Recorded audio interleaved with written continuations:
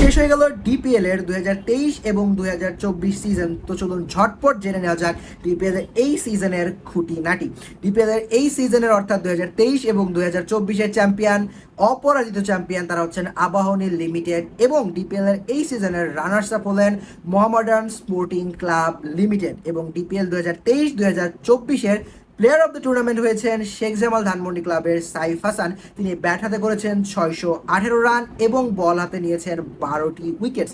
এবং ডিপিএল এর এই সিজনের হাইয়েস্ট রান স্কোরার হচ্ছেন মাহিদুল ইসলাম অঙ্কন, যিনি কিনা মোহামেডান স্পোর্টিং ক্লাব লিমিটেডের প্লেয়ার, এবং তিনি ব্যাট হাতে করেছেন মোট 647 রান 16 ম্যাচ থেকে। এবং আমরা যদি বোলিংয়ের অর্থাৎ হাইয়েস্ট উইকেট টেকার্সের কথা বলি, তাহলে সেই হাইয়েস্ট উইকেট টেকার ও মোহামেডান স্পোর্টিং ক্লাবের আবু হায়দান রনি, তিনি 16 ম্যাচ থেকে মোট 31টা উইকেট নিয়েছেন। So these are the things.